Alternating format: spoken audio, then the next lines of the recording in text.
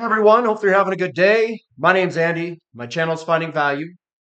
Today we're going to rip through Twitter again, see what people are talking about and sharing on social media. I may describe a little bit about my thought process and kind of how I digest information and then come to conclusions. I was going kind of back and forth on a topic. It's the real estate market. There's still a lot of people who are just incredibly bearish on the real estate market. And I'm going to tell you why I'm bullish on the real estate market and kind of how I come to that conclusion. So, some people will say the banks can't loan, they can't do this, they can't do that. I think that's all just symptoms of stuff.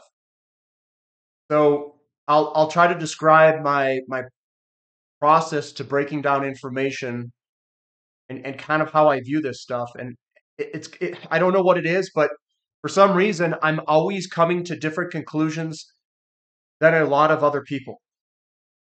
And I don't know how they come to their conclusions. I think they are very similar to the people that I used to work with, where they think or their approach is if you see a bad number, that it therefore is bad.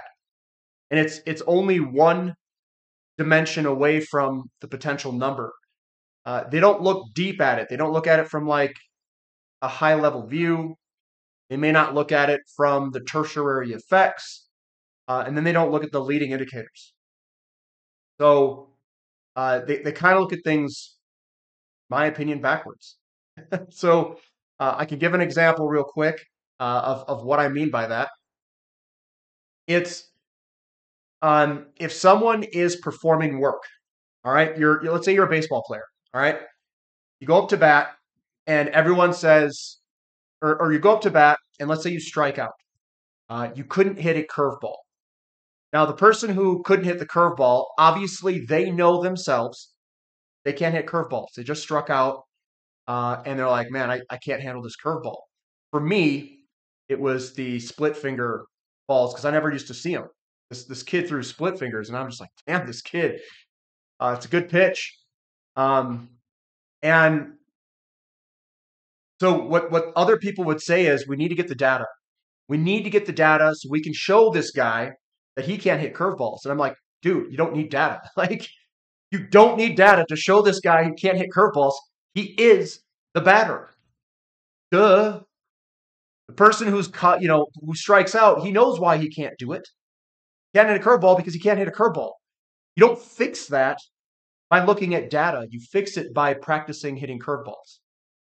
I mean, unless you can't master that skill, I guess. So what a lot of people do, and what I see, is I see a lot of people trying to drive forward by looking in the rearview mirror at a bunch of statistics. That works great, maybe if you're going to go in reverse, like if you're going to go in reverse, and it may work great to look at history, and then to see history repeats, and you can see the leading indicators, and then you can see those leading indicators, et cetera, et cetera. The thing that matters is the leading indicators. The leading indicators. Looking at half this data, it doesn't matter. And a lot of people thinks it matters. So they get overwhelmed by looking at a bunch of data that just, in my opinion, isn't a leading indicator. Then you're going to say, well, what are the leading indicators? I get it. Well, leading indicators is the conditions that people are subjected to. And that's what's going to cause money flows. But it doesn't mean that you're going to get everything right. But at least you're looking at the right things. Liquidity in the system makes a difference. Interest rates, the difference. Then you're going to have to understand that we go through cycles. And the way that you gauge that is you can look at certain sectors and how they're performing, if they're breaking out of patterns, if they're in consolidation. That's how you know. And then you have to tie it all together by looking at all of those charts to come up with a conclusion. That's what I'm going to do here. I'm going to go through a lot of charts, and you can kind of come up with a conclusion. I'm going to make comments as we go through all these charts together of what I think is potentially occurring and what I know about those sectors in terms of the inventory levels and that stuff. So let's go through it and I'll share my opinions. If you want to follow me, it's at finding_finance. And if you want to join our community, you can still use that turkey code for finding-value.com. That's where I go over all these individual companies and whatnot. And basically, there's a ton of opportunities right now, in my opinion, in the markets. A ton. So we got Casper here, and I'm going to get him on. Probably have talk to him tomorrow and release the video Monday. I'm recording this Saturday. This will be released Sunday, just so you guys aren't confused. So XME, metals mining on the move. This is a breakout to the upside of a consolidation. Isn't the only breakout. There's a whole bunch of breakouts that are occurring. What does this all mean? Well, it means that the psychological consolidation stranglehold on this sector here is about to break to the upside. We're probably going to see a breakout here and a grind on up. And don't forget that we could get a return move and do a retest. Those retests occur all the time. It doesn't mean that the trend isn't going to come. Things don't move up in a straight line. But that's what I see. Most likely a breakout and a move higher. We scroll on down. We look at the financials. Unexpected, but the charts never lie.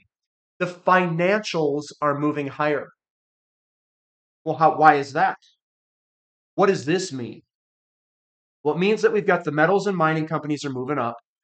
We have the financials moving up. We also know that interest rates have been moving lower. And we want to keep looking at all of this data to come up with what potentially could be occurring. So if we're getting a breakout in the financials, we're getting a breakout in the metals, we're getting a breakout in gold, we're getting a breakout in Bitcoin and in Ethereum, what do you think that means? Means, in my opinion, that liquidity is already here. It's in the system already, most likely. Or liquidity is coming and people are positioning for it. Insiders that already are in the know or whomever, or that liquidity is already hitting the markets. And this is what we're seeing. More liquidity. That's why Bitcoin's going up and that's why all these breakouts we're seeing. Here's another breakout. Real estate sector. That's bullish. The real estate sector's breaking to the upside. The financials who loan to the real estate sector, they're both breaking higher. Well, what does that mean? If I were to guess, I would guess that housing starts are going to go up because home builders are going up. The real estate sector is going up. Financials are going up. The metals and mining is going up. And this is eerily similar to 2002, 2003 time frame. Very, very, very, very similar, or slightly before that. It could be even 2002. 2002 is probably what I would put it. Why do I say that? You have to think about all of these charts that we're seeing and all the data, and you have to kind of log it in your head. The reason I say that is because we've got the inverted yield curve. Let's go to the inverted yield curve and show you guys what that looks like. The 2s and 10s. Why do I say it could be something like earlier than 2002? Well, here's 2002, or 2000, here it is, 2000, here's 2000. 2000, and here's 2000 maybe.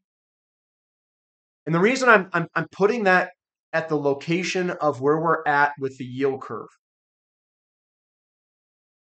where the yield curve is at. And if this comes back down, and I don't know if this is going to come back down, we could go sideways with it, like something that something like this where we go sideways. But the yields kind of fall altogether, the whole yield curve. I think we're still very, very early in this commodities bull market. I mean, very early. So liquidity could come back into the market. We could see interest rates come back down. That's what we're seeing in the 2-year. And I do think we could head down to this level here, which is going to reignite the housing market increase liquidity in the system, and that's probably already underway. Because that's why we're seeing a breakout in all of these different charts that we've got going on. Here's US financial conditions.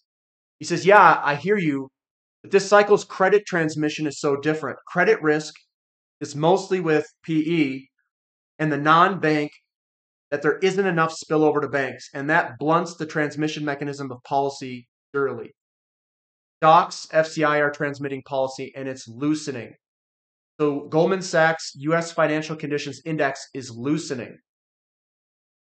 And that loosening of the index is translating into all these breakouts in all these different sectors. It's translating into potentially lower yields.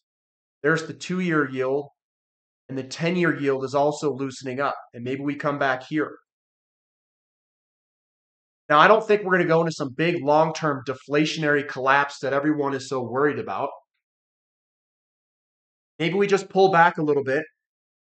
Mortgage rates fall and they pull back. And we start the loaning process.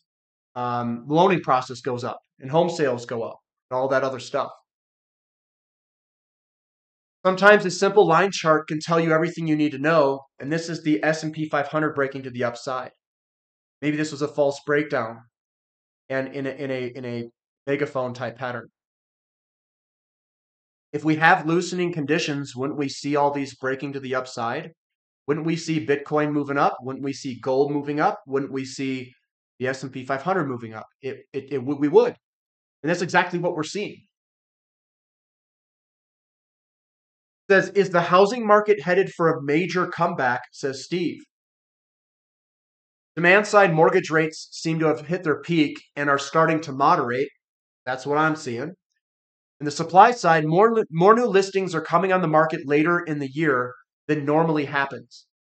And he's just wondering, new listings breaking the norm each year. You can see we were way underneath here, but month over month change, November of each year. So are we going to see an increase in sales potentially? More new listings and lower interest rates. We'll see. We'll see. Art says, let me be very clear. The world is in a long-term period of oil supply scarcity. The desperately weak global economy is what keeps demand and prices relatively low.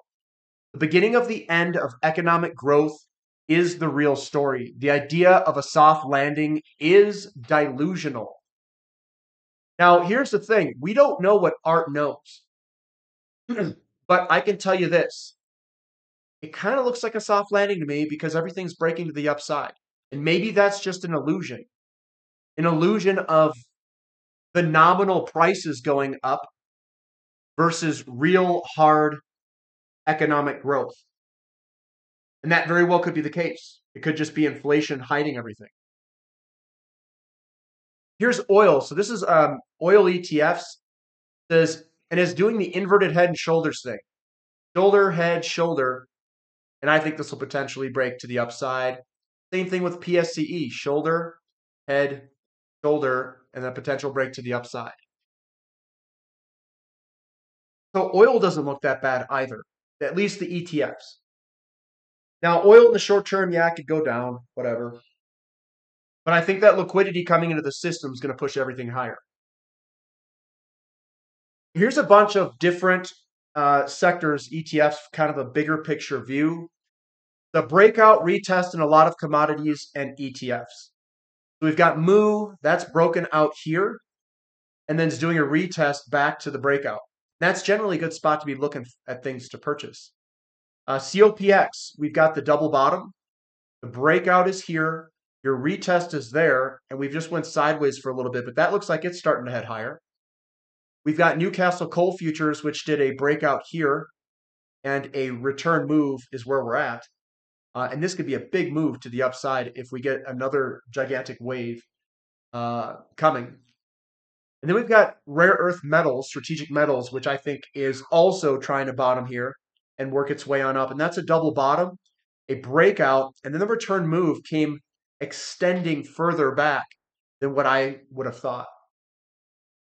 That still looks good. Then we got home builders. The home builders index and KRE ETF, they look like Livermore accumulation cylinders.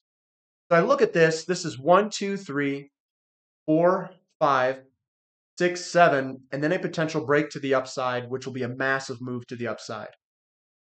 That's what I'm seeing. 1, 2, 3, 4, 5, 6, 7, and then the big break is a big move to the upside.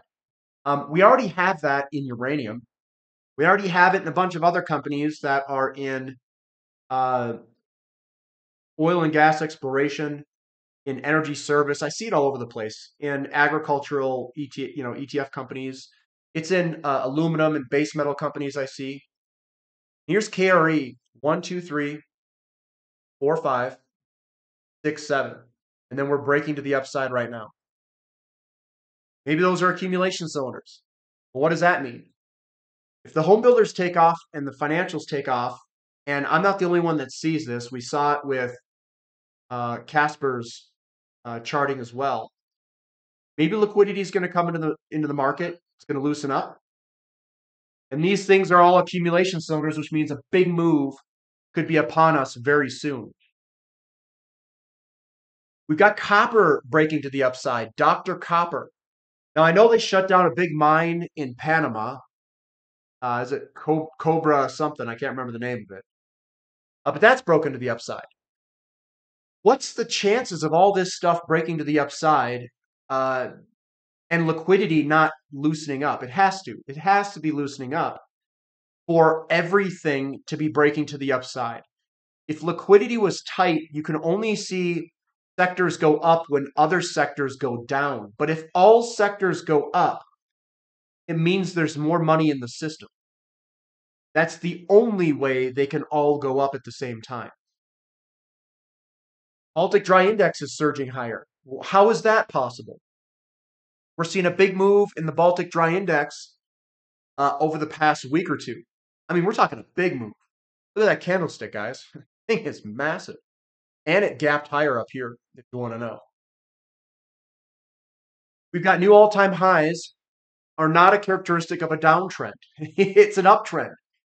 What does gold measure? When does gold go up? Well, gold goes up when there's more liquidity in the market. So if there is liquidity in the market, we're seeing gold go up. Gold also goes up when we have a yield curve that's inverted and uninverts. It's a fear trade. Do we have a fear trade that is occurring? We could be. We could be. So you have to understand when in the cycle that these assets start to outperform. So one way that we could look to see if that was the case is we could do a gold to copper ratio. We could see what that looks like. And right now, gold to copper, if we kind of back out, we do a copper to gold. Let's do copper to gold. I think that's what I normally look at it. There's copper to gold ratio. You can see that we're kind of still coming down, but maybe we're putting in kind of a little bit of a falling wedge here. Maybe we'll see. Perhaps. Generally, the market, when you get liquidity into the market, this goes up. Copper outperforms gold. If we look at the short term, it's been going up here recently, but it's not a breakout or anything like that. So that's not true yet. Emerging market stocks. They're now trading at 50-year lows against the U.S. equities. So here's something. When were they cheap? Late 1960s. Then we had a big bull market in that commodity bull market. Then we had another one in 89 up to early 90s. We had a bottom in 99, 2000. That was the bottom of the commodity bull market, 98, 99. Went all the way up to about 2008, 2009. Or no, 2011 almost, probably. 2011 is my guess. Now we're back all the way down here. This is the same spot as the other commodity bull markets, 69, 70, 98, 99, 2000, and where we are today.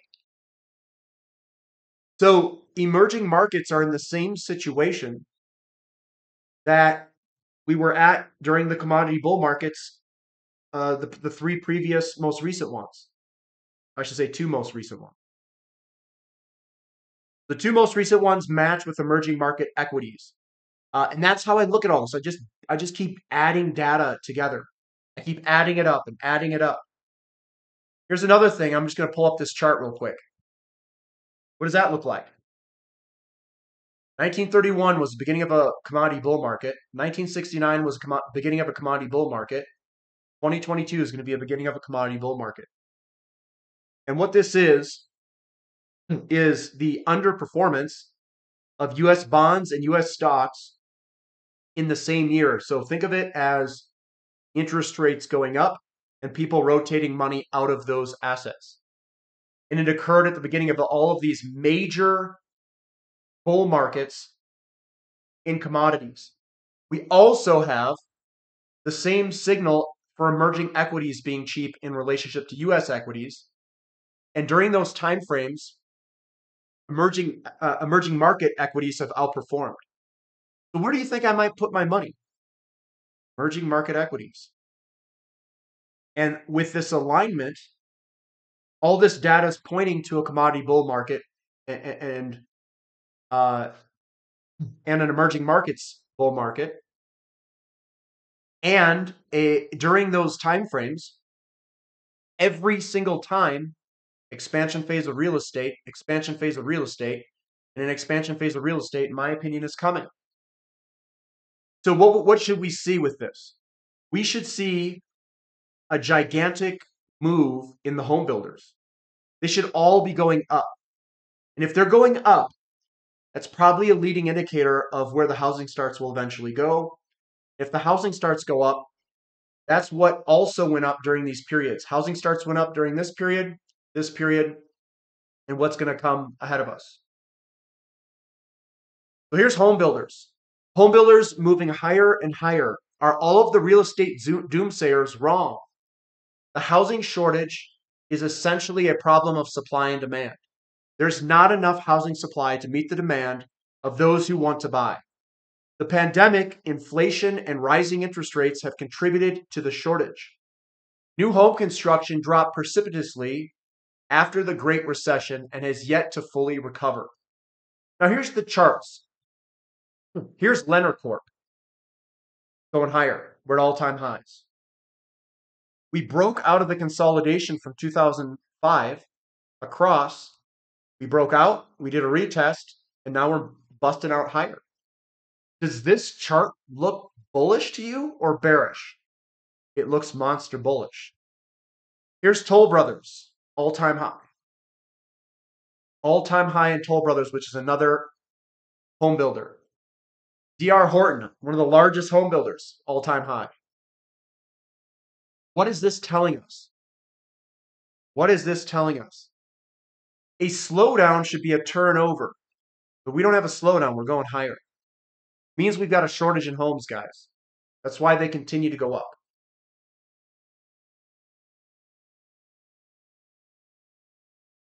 Gold, we've got gold breaking to the upside, which is also further evidence of this all occurring. So why am I talking about all this stuff? Talking about it because I was in a wasn't an argument. Someone was making a comment on Twitter. And let me pull it up. I think I can pull it up here real quick. Comment is,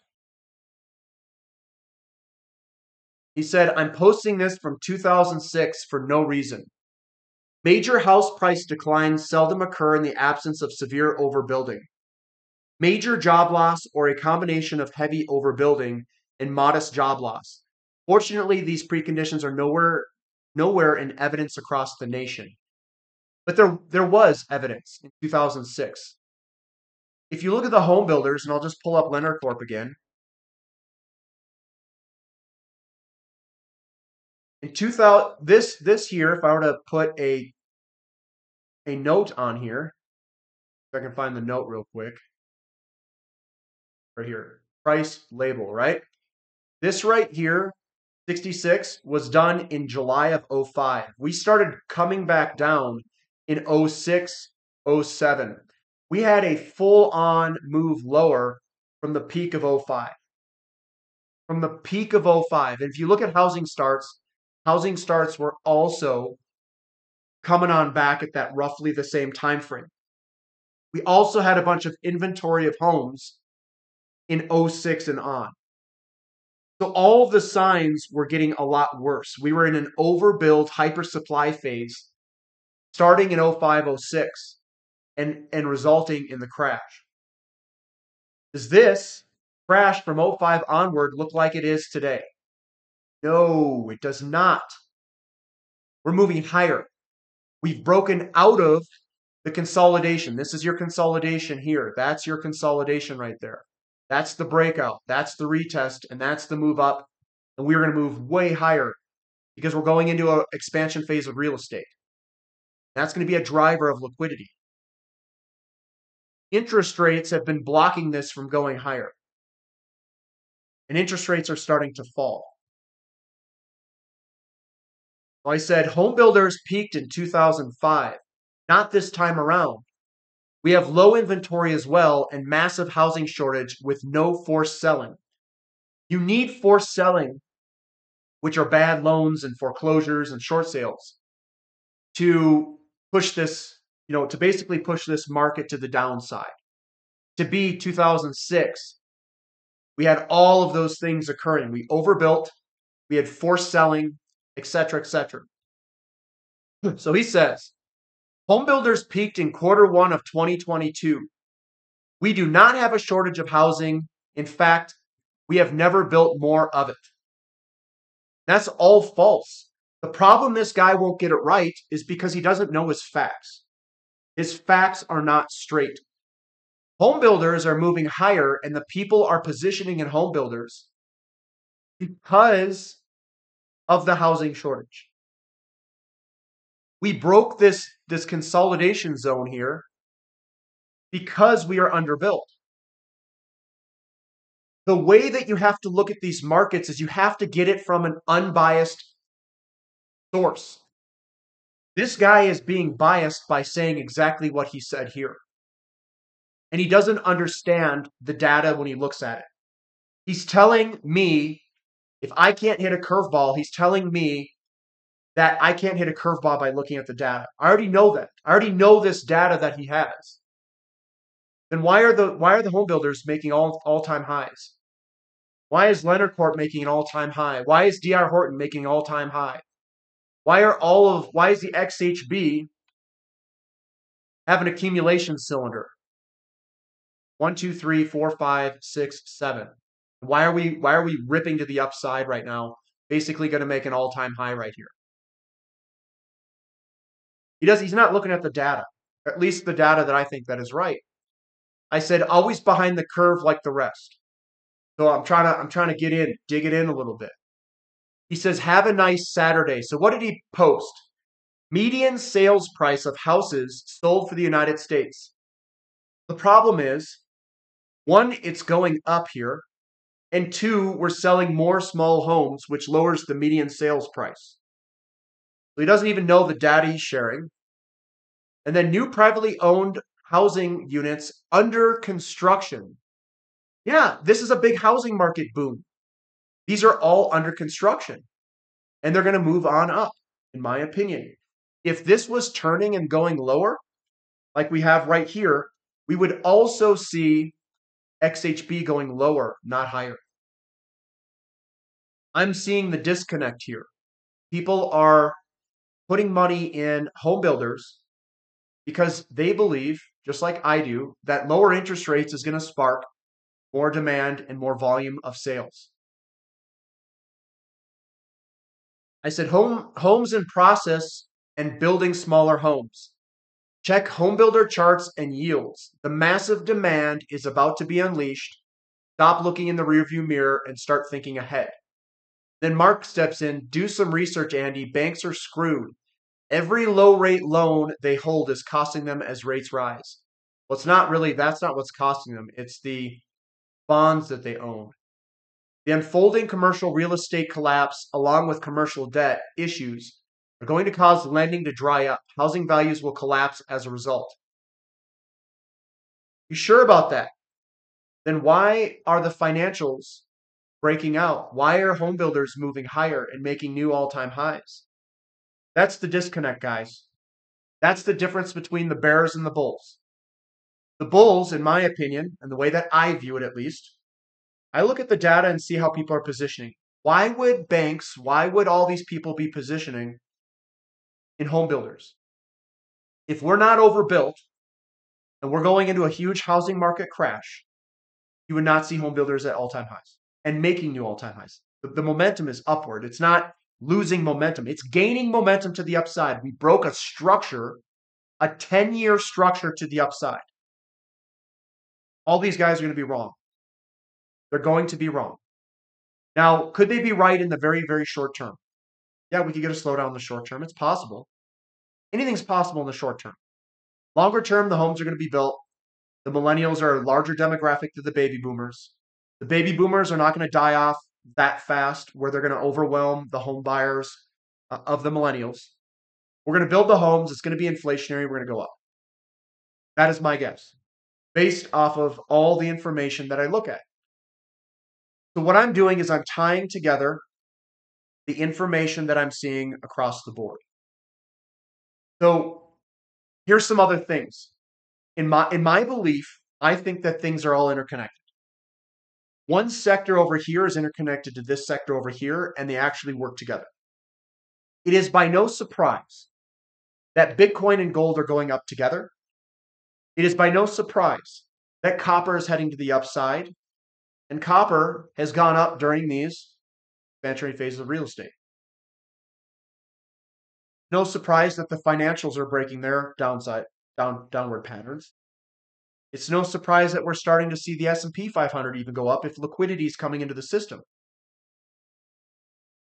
So all of the data supports my viewpoint of being bullish. They don't have any data on their end. They're looking at certain parts of the data. They say, well, there's a bunch of homes that are being built that are under construction. Okay, if we're in a big expansionary phase of real estate, there'd be a bunch of homes under construction. I don't know what they're not proving anything there. It doesn't make any sense to me. And then they post that the median sales price has declined. Yeah, if you're building more smaller homes and they're making the majority of it and people are not buying the more expensive homes, they're staying in the houses that they own and they're not moving and buying more expensive homes, well, then your model mix is going to be more of smaller homes. And if you're selling a lot more of smaller homes, your median sales price of all the homes that you sell, the middle sale price will go down if the majority of the sales are from smaller homes. So maybe they don't know the data. Maybe they don't understand what the median sales price is. Maybe they don't know that the majority of homes being sold are smaller homes. I don't know. And that's where I just want to touch on this stuff. My viewpoint is it comes from the charts in the market. Why would financials be breaking to the upside? Why would liquidity in basically measurements of liquidity all be going up? Because liquidity is coming into the system. It's because financial conditions are easing. And I have a feeling that home builders are all-time highs because of it. And that's how I view the markets, and that's how I piece the information together. It's just what I did here today. So that's how I do it, guys, if you want to know. I take charts. I take a whole bunch of different information across. I take some information like liquidity index and all that stuff, tie it all together, and then I make a conclusion from the given. Just like engineering. You have to use 8 different equations, 10 different equations. All this data that you have to gather, use the equations, get answers to fill in other different equations. Then you solve down to what you want to solve. You want to do it in a way that's not biased or in a way where you actually have an answer that's meaningful. I don't do this to justify a bias myself. I'm not biased bullish because my bias is bullish. I'm biased bullish because the data tells me to. I'm biased bearish when I'm going to be bearish because the data tells me to. And that's where I think you have to be a fundamental and a technical investor, because you want to get unbiased data from the markets, from the sectors, and you have to do that by technical analysis. So that's how I do it, guys. That's what I'll say there. If you guys like the content, give me a thumbs up. Subscribe to the channel. Subscribe to the website if you guys like my approach. There's a lot of opportunities right now with these breakouts occurring to get long in particular single companies or ETFs or sectors. Lots of things are breaking out. It looks really good across the board. So that's what I'll say there. We'll catch you guys later. This is Finding Value.